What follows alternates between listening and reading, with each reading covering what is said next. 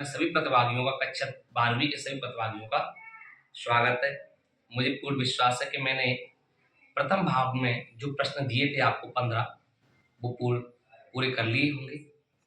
मैं आपको फिर बताने जा रहा हूँ 17 नंबर के जो प्रश्न बता रहा हूँ मैं आपके काव्य खंड से हैं, बहुत महत्वपूर्ण प्रश्न है। इन प्रश्नों को अच्छे से ध्यान से कर लेना, पेपर में आने की पूर्ण संभावना है।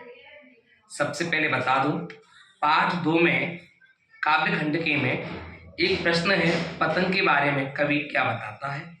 बहुत महत्वपूर्ण प्रश्न है, पतंग के बारे में कवि क्या बताता है। इस प्रश्न को याद कर लेना मेरे प्यारे विद्यार्थियों। आगे बता दूं भैया मैं आपको, उड़ने और खिलने का कविता से क्या संबंध बनता है। पाठ 3 का प्रश्न है और एक प्रश्न है, भाषा को सर्वस्व से बरतने का क्या अभिप्राय है। ये दो प्रश्न पाठ 3 से बताए मैंने। आप इन 3 प्रश्न मेरे द्वारा बताए जा रहे हैं अभी। इसके अलावा पाठ 4 में से आपको मात्र 2 प्रश्न करने हैं। एक, कैमरे में बंद अपाहिज, करुणा के मुखौटे में छिपी कुर्ता की कविता में अपने विचार व्यक्त कीजिए। इसके बाद पाठ इसी में एक प्रश्न और आता है, हम समर्थ सत्यवान और हम एक दुर्बल को लाएंगे पंक्ति के माध्यम से कवि ने क्या व्यंग किया है। मेरे प्रिय विद्यार्थियों, अभी तक मेरे द्वारा 3 पाठों में 5 प्रश्न बताए हैं। इन 5 प्रश्नों को अच्छे से याद कर लें। आपको बता दूं, जो अगला चैप्टर है ऊषा, उसमें केवल मैं आपको एक प्रश्न बताने जा रहा हूं, केवल एक, हो सकता 2 भी हो जाए, परंतु ऊषा कविता में गांव की शोभा कैसे बताई गई है, ये प्रश्न बहुत महत्वपूर्ण है, इसको भी याद कर सकते हैं। अगला प्रश्न है, कवि ने प्रातःकालीन वातावरण की समानता नीले संग से क्यों की है। प्रश्न को अच्छे से याद कर लेना। 4 पाठों में अभी आपके लिए 5 प्रश्न हो चुके हैं।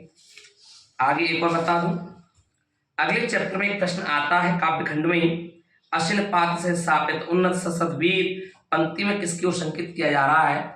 ये भी आपका इस चैप्टर का सबसे महत्वपूर्ण प्रश्न है। मैं दावे के साथ कह रहा हूं कि मैं अपने अनुभव के आधार पर कह रहा हूं कि जो मेरे द्वारा प्रश्न बताए जा रहे हैं वो बहुत महत्वपूर्ण प्रश्न है, 2025 में आने की संभावना है, तो इनको आप याद कर सकते हैं। कवि ने बादलों को विप्लव के बादल क्यों कहा है। अगला प्रश्न ये है, तो क्वेश्चन हम आपके 7 प्रश्न हो गए। 8वें प्रश्न के बारे में बता दूं, पाठ अगले से है, वो प्रश्न है आपका, कवि ने रावण की तुलना किससे की और क्यों। तुलसी को हाय करने की नौबत क्यों आई।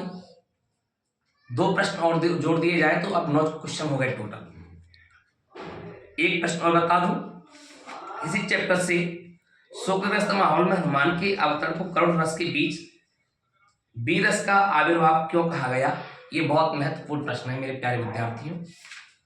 इसके अलावा इस चैप्टर का अंतिम प्रश्न आता है, वो है आपका रुबाई से, शायर राखी के लक्ष्य को बिजली की चमक की तरह क्यों बताना चाहता है। ये प्रश्न बहुत महत्वपूर्ण है। और एक इसमें से बता दूं, आंगन में कौन खड़ी है वह क्या लिए हुए है।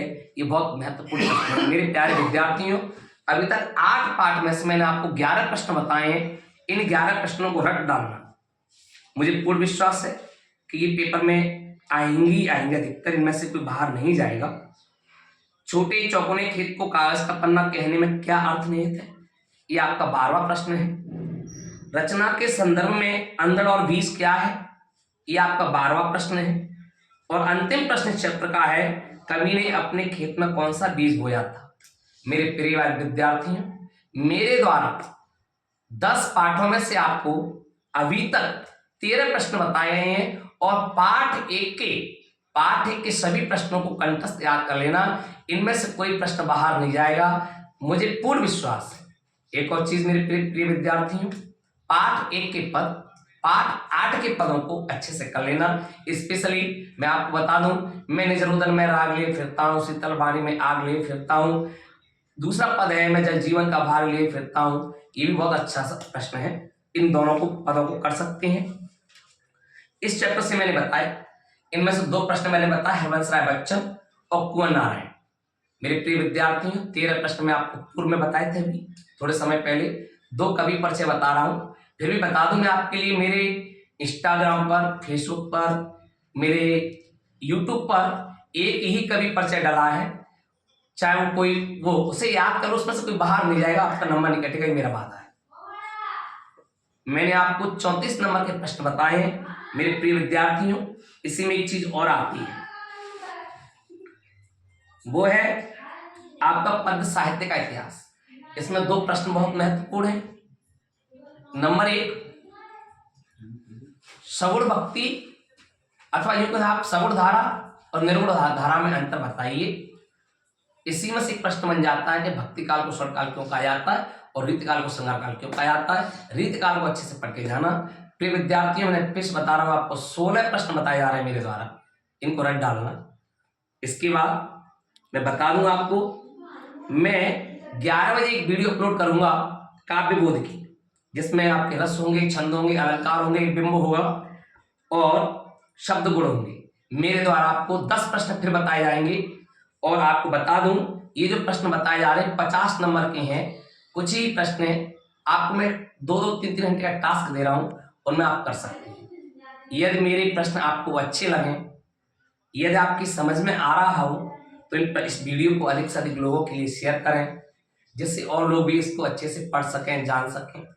इसके अलावा कमेंट करें, शेयर करें। अच्छी लगे वीडियो तो लाइक तो जरूर करें। मेरे चैनल का नाम है हिंदी बाय मोनू सर, ये मेरा इंस्टाग्राम आईडी है। यूट्यूब चैनल भी हिंदी बाय मोनू सर के नाम से है और फेसबुक पे आप मोनू शर्मा के नाम से देख सकते हैं। सभी विद्यार्थियों को मेरा शुभ आशीर्वाद है। मैं सीताराम जी से प्रार्थना करता हूं कि आप सभी के जीवन में मंगल ही मंगल हो। और मुझे पूर्ण विश्वास है कि जिस दिन आप पेपर दे के आएंगे तो आपके चेहरे पे एक अलग मुस्कान होगी। जब तक के लिए धन्यवाद। जय